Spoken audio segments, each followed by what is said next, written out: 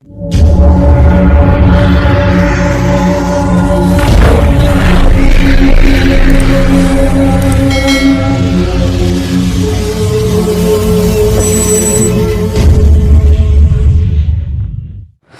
Everyone, जय हिंद, नमस्कार, सुप्रभात। महेश्वर सूत्र का वाचन, 14 महेश्वर सूत्र का वाचन।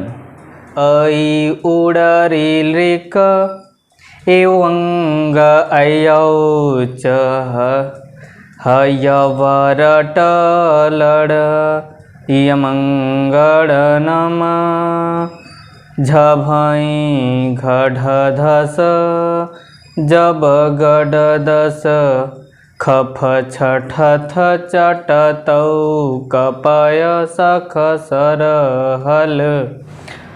आइए हम लोग महेश्वर सूत्र और प्रत्याहार का अध्ययन करते हैं। ऐसा माना जाता है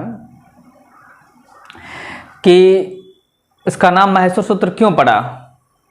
तो ऐसा माना जाता है कि शिव जी ने तांडव नृत्य किया और तांडव नृत्य के उपरांत उन्होंने अपने डमरू को बजाया, तो उस डमरू से 14 प्रकार की ध्वनियाँ निकली।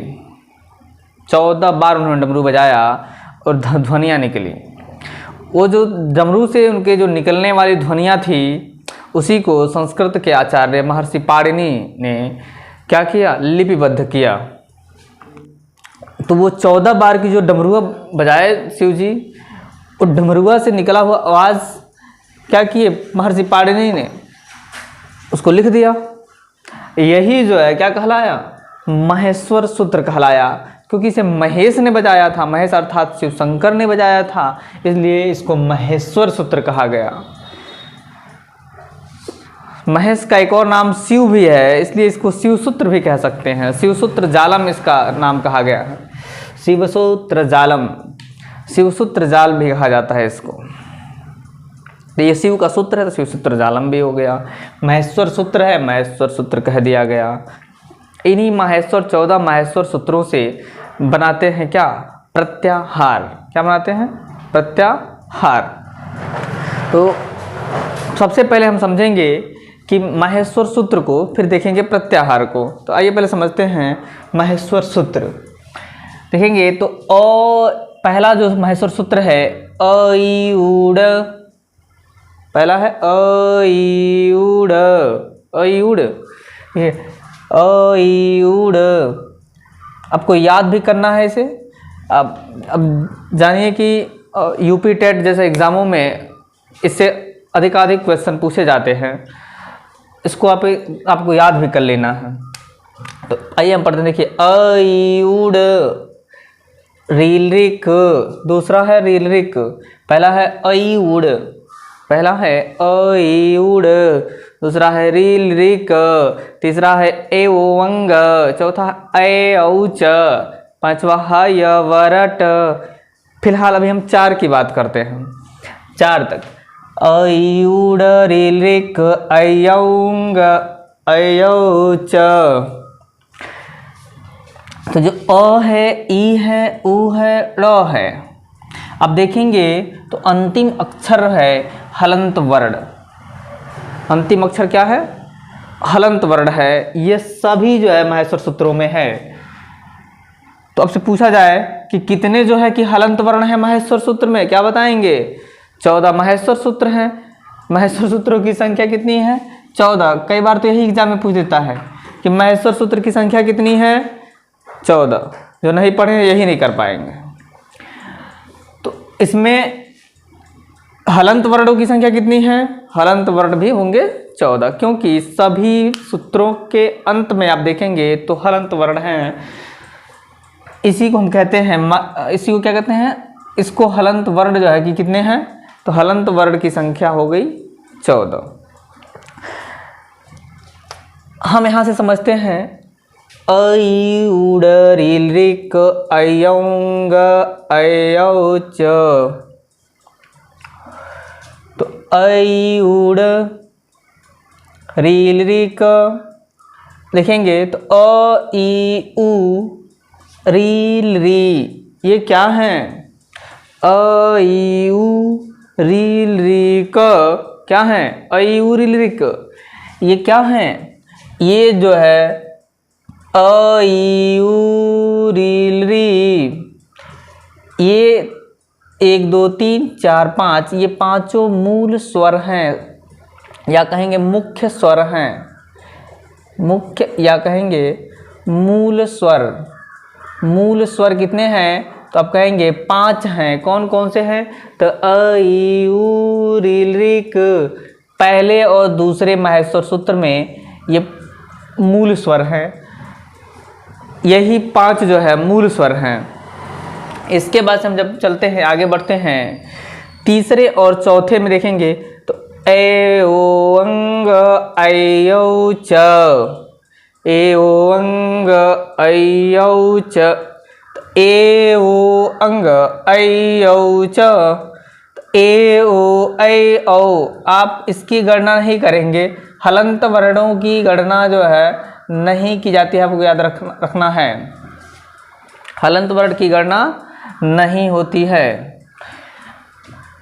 इसमें से जब देखेंगे तो अंग और च को हटाइए, क्या बचा? ए ओ ऐ औ, ए ओ ऐ औ, ये क्या हो गए? ए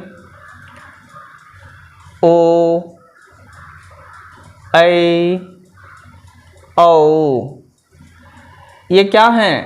ए ओ ऐ औ, ये संयुक्त स्वर हैं। ये क्या है? संयुक्त स्वर हैं। ये 4 जो है संयुक्त स्वर हैं, जो तीसरे और चौथे महेश्वर सूत्र में आते हैं। तीसरे और चौथे महेश्वर सूत्र में जो वर्ण आते हैं उन वर्णों को संयुक्त स्वर कहा जाता है। क्या कहता है? संयुक्त स्वर। अब देखिएगा तो ये जो संयुक्त क्यों कहा जाता है? क्योंकि ये 2 वर्णों के योग से बना हुआ वर्ण है, इसलिए इसको संयुक्त वर्ण कहते हैं। सब में है अ वर्ण, प्रथम अक्षर स्वर का अ, और देखेंगे ई उ ए ओ, जब जुड़ता है ई उ ए ओ तो ये इसमें अ प्लस ई मिलके बनता है ए, अ धन ए ई मिलके अ और ई मिलके क्या बनता है? ए, अ धन उ मिलके क्या बनता है? ओ, अ और ए मिलके बनता है ऐ, अ और ओ मिलके बनता है औ। तो इस प्रकार से हो गया क्या? ए ओ ऐ औ। ये जो है क्या है? ये है संयुक्त स्वर। इसमें है गुण संधि, इसमें कौन सा है? गुण संधि, और इसमें है वृद्धि संधि। इसमें कौन संधि है? वृद्धि संधि।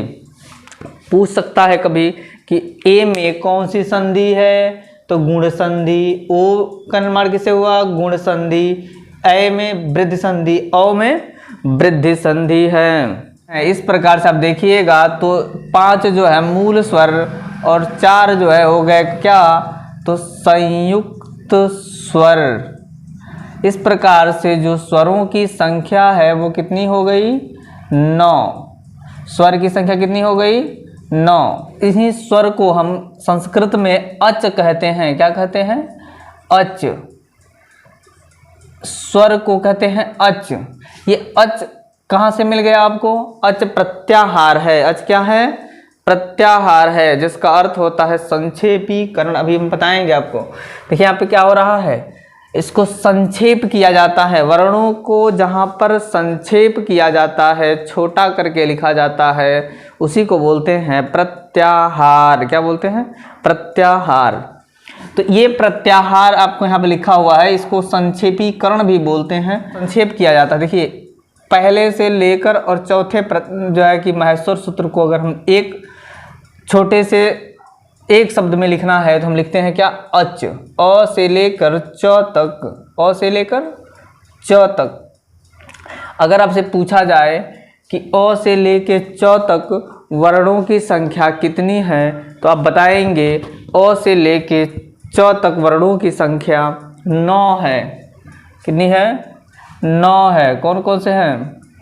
अ ई उ रील री ए ओ ऐ औ। ये 9 है। क्योंकि हलंत वर्ण की गणना नहीं होती है, इसीलिए आप जो है केवल 9 बताएंगे। अच में 9 वर्ण हैं। अच में कितने वर्ण हैं? 9 वर्ण हैं, जो हमारे क्या हैं? मूल रूप से स्वर कहलाते हैं। तो ये हो गए स्वर। स्वर हो गए क्या? अच। स्वर हो गए अच। इसके अलावा अगर और 1 और 2 को अगर आप लिखिएगा, अक क्या हो जाएगा? अक। तो ये होगा मूल स्वर। ये क्या हो गया? अक हो जाएगा मूल स्वर। और संयुक्त स्वर को हम लिख सकते हैं एच। क्या लिख सकते हैं? एच। एच लिख देंगे, पहला इसका अक्षर और अंतिम अक्षर। यह हलंत वर्ण इसीलिए लिखे गए हैं इसमें कि इससे हम क्या कर सकें? प्रत्याहार का निर्माण कर सकें। प्रत्याहार के निर्माण करने के लिए ही महर्षि पाणिनि ने अंत में जो है देखिएगा आप लोग, तो हलंत वर्णों को लिखा है सभी माहेश्वर सूत्रों में। इसी से हम गणना करते हैं किसकी? प्रत्याहार की। एक प्रथम अक्षर और एक अंतिम अक्षर ले लेते हैं हलंत वर्ण की। इस प्रकार से बन जाता है क्या? प्रत्याहार। तो यहाँ पर देखिए हम बना दिए ए ओ अंग ऐ औ च। तो एच ले लिए, तो एच हो गया क्या? संयुक्त स्वर। एच हो गया क्या? संयुक्त स्वर। और अक क्या हो गया? अ ई उ रील रे। क अ ई उ ड रील रे क में अक। अक जो हो गया, ये क्या हो गया? अक। अक हो गया मूल स्वर। अक हो गया मूल स्वर। आपसे पूछ दिया जाए अक में कितने वर्ण? तो अक में 5 वर्ण। एच में कितने वर्ण? 4 वर्ण। अब हम आते हैं 5वां महेश्वर सूत्र क्या है? ह य व र ट। और 6वां है लड़। ह य व र ट लड़। तो कहेंगे ह य व र ट लड़। तो ह य व र ट लड़। इसमें आपको देखेंगे तो ह की गणना नहीं करिए। ह की गणना नहीं करिए। ह की गणना नहीं करेंगे आप। य से गणना करिए ड़ तक। य से लेके ड़ तक। तो ये क्या बनता है? यड़। क्या बनता है? यड़। यड़ प्रत्याहार बनता है। तो यड़ प्रत्याहार में कितने अक्षर? तो य व र ल ट ड़ की गणना होगी नहीं। तो य व र ल, य व र ल यड़ हो गए प्रत्याहार। ये य व र ल क्या है? य व र ल है अंतःस्थ व्यंजन। क्या है? अंतःस्थ व्यंजन। अब यहाँ से व्यंजन वर्णों की शुरुआत हो रही है, देखेंगे आप। सबसे पहले दिया हुआ है क्या? अंतःस्थ व्यंजन। अंतःस्थ व्यंजन को कहा जाता है अर्धस्वर। यड़ को कहा जाता है अर्धस्वर। इसमें स्वर के कुछ गुण विद्यमान है, इसलिए इसको क्या कहा जाता है? अर्धस्वर कहा जाता है। और चूंकि ये स्वरों के बाद आता है, इसलिए कहिएगा कि स्वर जैसी संगति वैसी गुण। तो स्वर के बाद आने के कारण से या स्वर के बाद इसको रखा गया, यानी कि इसमें क्या कैसा गुण है? अर्ध स्वर का गुण। उस स्वर का आधा गुण आ गया, तो इसलिए इसमें क्या होगा? इसको क्या कहेंगे? अर्ध स्वर कहेंगे, जो 5वें और 6वें में है। तो जो कि कहाँ से कहाँ तक? य से लेके ड़ तक है, तो यड़ हो गए। य से लेके यड़ तक को क्या कहेंगे? अंतःस्थ व्यंजन कहते हैं। अंतःस्थ व्यंजन कहने का एक और कारण है कि यह जो है ऊष्म और स्पर्श के मध्य स्थित होने के कारण से अंतःस्थ कहलाता है। जब आपको हम व्यंजन वर्णों की जब पढ़ाएंगे तो उसमें दिखाएंगे आपको अंतःस्थ क्यों कहते हैं। तो ये अंतःस्थ व्यंजन है। ये क्या है? अंतःस्थ व्यंजन। अंतःस्थ व्यंजन, अंतःस्थ व्यंजन कहलाता है। तो ये हो गया यड़ प्रत्याहार में। 7वां जो देखेंगे आप लोग, 7वां क्या है? 7वां है इमंगड़नम। तो ये है 7वां अनुनासिक वर्ण। कौन से वर्ण हैं? अनुनासिक वर्ण। इनका उच्चारण नाक से होता है, इसलिए इसको क्या कहते हैं? अनुनासिक वर्ण कहते हैं। इनका उच्चारण नाक से होता है, इसलिए क्या कहते हैं? इसको अनुनासिक वर्ण कहते हैं। यह स्पर्श व्यंजन का पंचमाक्षर है। स्पर्श व्यंजन का क्या है? पंचमाक्षर है, इसलिए पंचम अक्षर है, इसलिए पंचमाक्षर कहते हैं। पांचवा अक्षर है, देखिए इ म अंग ड न, ये 5 क्या है? पंचमाक्षर है। हलंत वर्ण की गणना होती नहीं है, तो यहाँ पे हो गया क्या? इयमंगड़नम, इयमंगड़नम। इयमंगड़नम क्या हो गया? अनुनासिक वर्ण, पंचम अक्षर, 5वां अक्षर है, 7वें में है। 7वें जो है कि महेश्वर सूत्र जो 7वां है उसमें है अनुनासिक वर्ण, जो कि स्पर्श व्यंजन का 5वां अक्षर है। इसके बाद हम चलते हैं 8वें पर। यहीं से देखिएगा, तो यहीं से क्या शुरुआत होता है? स्पर्श व्यंजन की शुरुआत होती है। 7 से लेकर के और 12 तक जो है, 7 से 12, अभी आपको मैं बताता हूँ पूरा, पहले इसको देख लेते हैं। झभाई, झभाई, ये 8वां है। झभाई, घढ़दस 9वां, झभाई घढ़धस, ये कौन सा अक्षर है? झभाई घढ़धस, झभाई घढ़धस हो जाएगा 8 और 9 मिलाकर के चतुर्थ अक्षर। च छ ज झ प फ ब भ, प वर्ग, ये च वर्ग, ये क ख ग घ, क वर्ग, ट ठ ड ढ, ट वर्ग, त थ द ध, त वर्ग से मिल गया क्या? ये चौथा अक्षर है, चतुर्था अक्षर है ये है स्पर्श व्यंजन का 8 और 9 मिलकर के कौन सा अक्षर है? चतुर्थाक्षर। ये चौथा अक्षर है। 8वें और 9वें महेश्वर सूत्र हैं। 8वें और 9वें महेश्वर सूत्र में चतुर्थ अक्षर सम्मिलित किए गए हैं। इसके बाद है ज ब ग ड दस, देखिए ज ब ग ड दस, 10वां, 10 से 10वां, 10 से 10वां याद रखिएगा। ज ब ग ड दस, ज ब ग ड दस। तो ये किसका द्योतक है? कौन सा अक्षर है? ये देखिए ज, च छ ज, प फ ब, प वर्ग, च वर्ग, प वर्ग, क वर्ग, क ख ग, ड है, ट वर्ग, ट ठ ड, त वर्ग, त थ द। तो इस प्रकार से देखेंगे ये, तो ये कौन सा अक्षर है? तृतीयाक्षर है, तृतीयाक्षर, तीसरा अक्षर। ये तीसरा अक्षर है, स्पर्श व्यंजन का तीसरा अक्षर है। फिर बात करते हैं कौन सा? ख फ छ ठ त चट तव, ख फ छ ठ त चट तव कपय, ख फ छ ठ त चट तव कपय, ख फ छ ठ त चट तव कपय, ख फ छ ठ त चट तव कपय। कई बार पढ़िए, अपने आप याद हो जाएगा, इसको याद करने की ज़रूरत ही नहीं पड़ेगी आपको, किसी ट्रिक की जरूरत नहीं पड़ेगी। और सिर्फ देखिएगा 11वां नंबर क्या हो गया? 11वां नंबर हो गया ये खप छठत चट तव और कपय। तो ख से लेकर प तक इसमें देखिए खप छठत, खप छठत, खप छठत क्या हो गया? खप छठत हो गया दूसरा अक्षर। कौन सा अक्षर?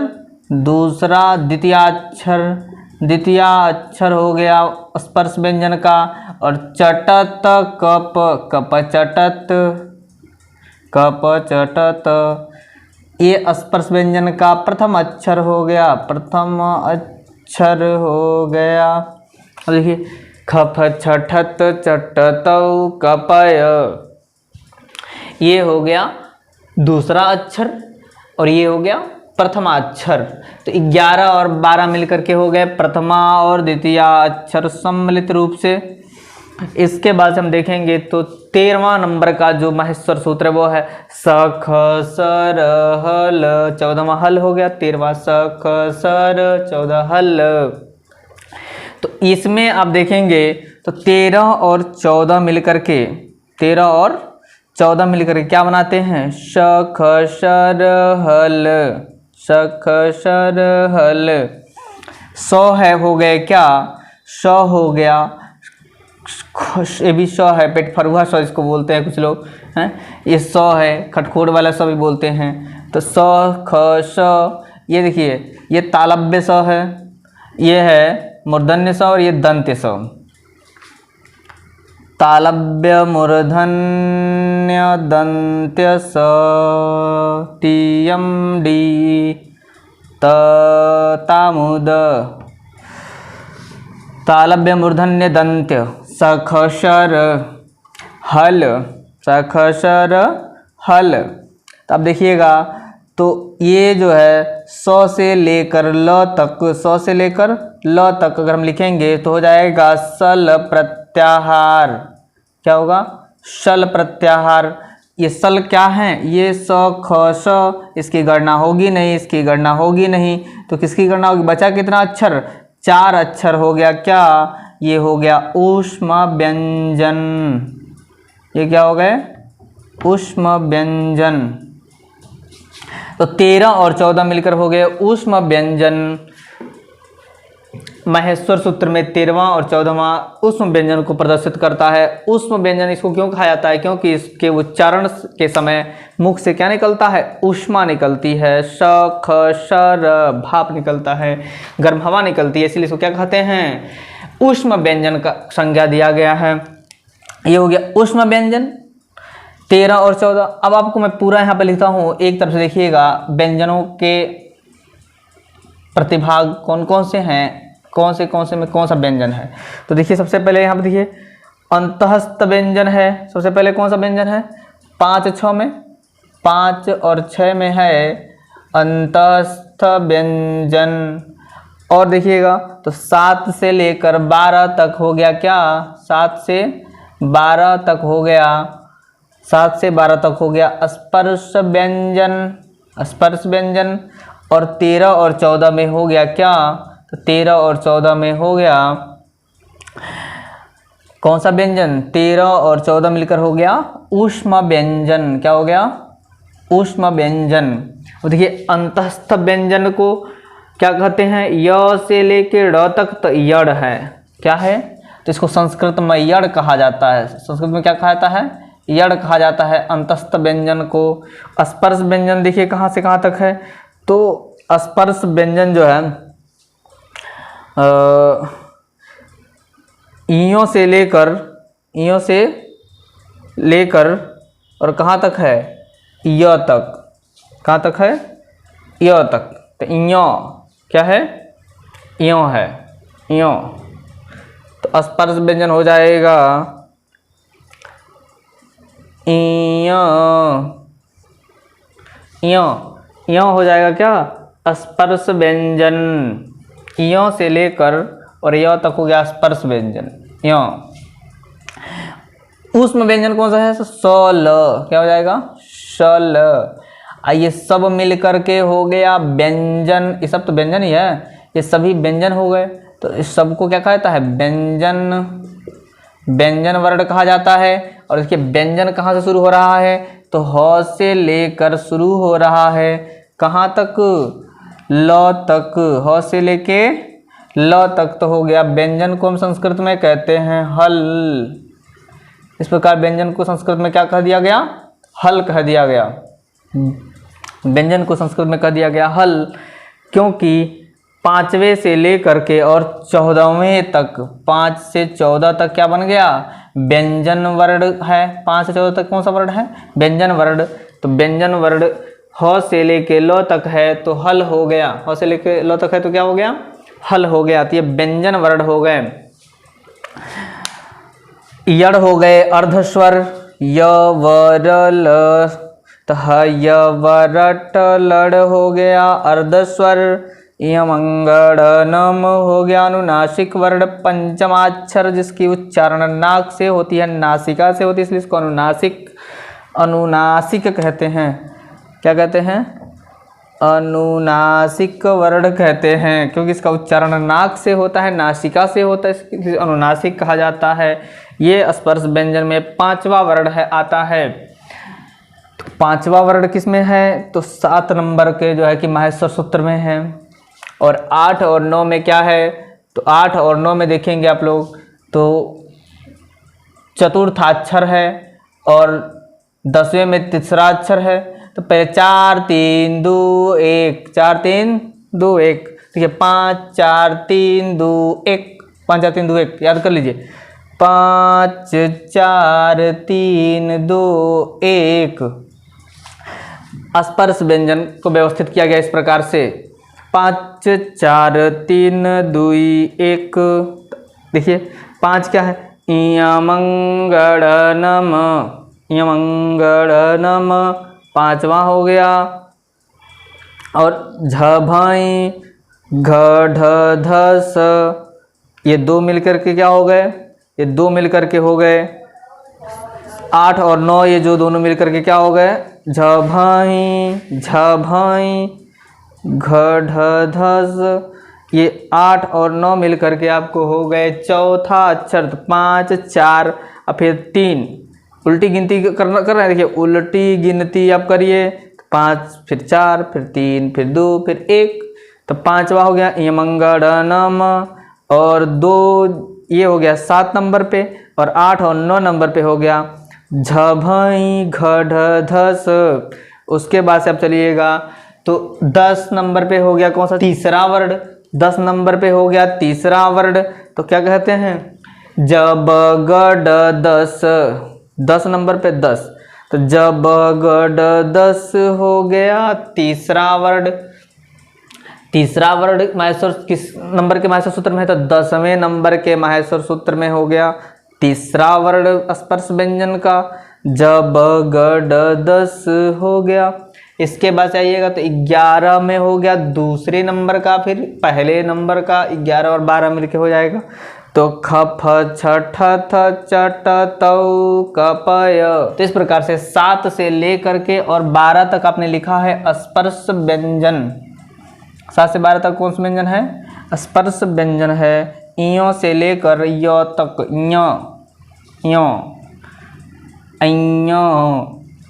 स्पर्श व्यंजन हो गए। इसके बाद से आपको एक चीज और यहाँ पे समझना है, उसको भी समझ लीजिए। ये जो 3 अक्षर है स ख श,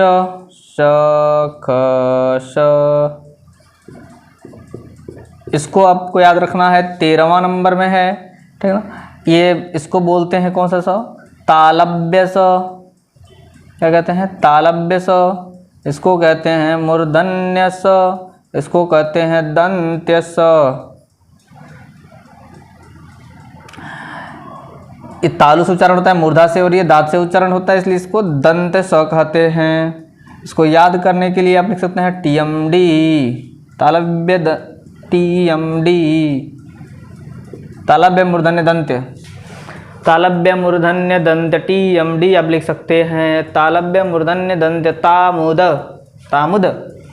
इसको देखेंगे, ये जो ह वर्ण है इसकी गिनती नहीं होती है, ह वर्ण की गणना नहीं की जाती है। ह वर्ण इसमें 2 बार आया हुआ है पूरे प्रत्याहार में। देखेंगे तो आपसे भी क्वेश्चन बन सकता है कि कौन सा ऐसा वर्ण है जो 2 बार आया है, तो वो वर्ण है ह, लेकिन उसकी जब हम गिनती करेंगे तो 2 बार नहीं करेंगे, उसकी गिनती 2 बार नहीं करेंगे।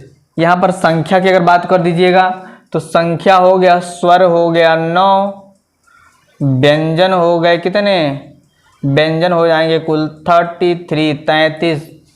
और यहाँ से अगर इसका भी दीर्घ ले लेते हैं हम लोग तो ये कुल स्वर हो जाते हैं 13। अगर इसके दीर्घ अक्षर को भी ले लेते हैं तो हो जाता है 13। और केवल जो है ये ह्रस्व स्वर हैं। ये कौन से स्वर हैं, ये सभी जो है 5 के 5 ह्रस्व स्वर हैं, ह्रस्व स्वर, ह्रस्व स्वर हैं। प्रत्याहार यदि आपको बनाना है, देखिए अ ऊड़ रील रिक, क्या है अ ऊड़ रील रिक। तो ये जो है 2 वर्ण क्या है, हलंत वर्ण है। हलंत वर्ण की गणना नहीं होती है। वो 2 वर्ण को हम ले लेंगे और 2 वर्णों को लेकर हम बनाते हैं तो क्या बनता है, अक बनता है। क्या बनता है, अ और क, तो बनता है अक। ये अक क्या हो गया, प्रत्याहार हो गया। क्या हो गया, प्रत्याहार हो गया। प्रत्याहार की जो संख्या कहीं कहीं 42, 43 लिखा है कहीं। प्रत्याहार किसे कहते हैं? तो वर्ण को संक्षेप करना, छोटा करना, वर्ण का को छोटा करना क्या कहलाता है? जिस विधि से वर्ण समुदाय संक्षिप्त किया जाता है, छोटा किया जाता है, उसे हम क्या कहते हैं? प्रत्याहार कहते हैं। तो प्रत्याहार कुल कितने हो सकते हैं? तो 42 या 43, 42 या 43 प्रत्याहार हो सकते हैं। और यही प्रत्याहार का उपयोग आप देखिएगा ना तो किसमें होता है? संधि जब आप पढ़िएगा तो संधि में होता है। जैसे पढ़ाया गया है अकह सवर्णे दीर्घ, दीर्घ संधि देखिएगा, अकह सवर्णे दीर्घ, अकह सवर्णे दीर्घ। अकह क्या है? ये अक प्रत्याहार है, अक प्रत्याहार है। अ से लेकर क तक यानी अ ई उ री री, ये जितने भी वर्ण हैं, पांचों वर्ण, ये 5 वर्ण क्या हो जाते हैं? पांचों के पांचों वर्ण दीर्घ हो जाते हैं जुड़ने पर। पांचों वर्ण क्या हो जाते हैं? दीर्घ हो जाते हैं जुड़ने पर। से अ प्लस अ मिलके क्या बनता है? आ हो जाता है। अ प्लस अ मिलके आ हो जाता है। इस तरह से देखेंगे तो ये दीर्घ हो जाता है। अ और अ मिलके क्या होता है? आ। ये बताया जाता है, ये संधि में आपको पढ़ना है। अकह सवर्णे दीर्घ आद गुणः, सब गुण संधि का है। दीर्घ संधि का अकह सवर्णे दीर्घ। तो संधि जब आप पढ़िएगा तो उसमें ये सब बातें पढ़िएगा। अगली वीडियो हम पढ़ेंगे वर्ण प्रकरण, और उसमें हम पढ़ेंगे सभी वर्णों के उच्चारण स्थान और वर्ण और शब्द और वाक्य। तो इस वीडियो में बस इतना ही। जय हिंद।